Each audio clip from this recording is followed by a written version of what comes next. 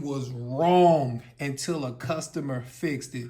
Understand, sometimes as an entrepreneur, the vision that you have for your own business is not what is actually going to take you to the mountaintop, you know?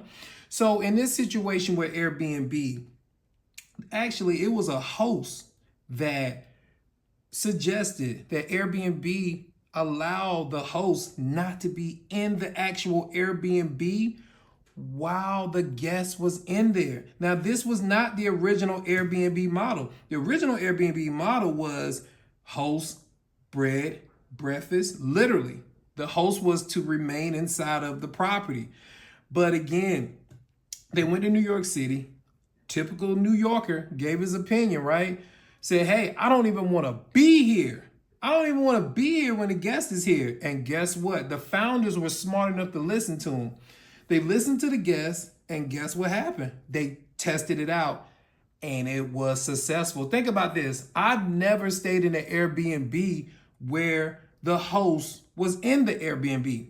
Personally, I haven't done it. I know they still do it because sometimes you'll see where the Airbnb says, we'll rent out a room.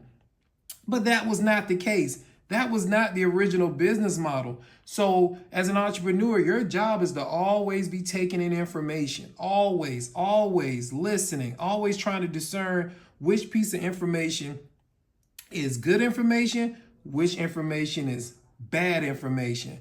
But guess what? This actually transformed their business model. Not to say that their business wasn't working already. Obviously it was, because they were in New York City conducting business on the behalf of Airbnb, the founders. But again, they went to New York City. One of the hosts in New York City said, hey, can I literally leave this house? I don't want to be here. Smartest decision they ever made when they pivoted. And again, you got this $90 billion company now, which is known as Airbnb. And most people probably think this is how this thing originally started. And it did not. It did not. That was not the original business model.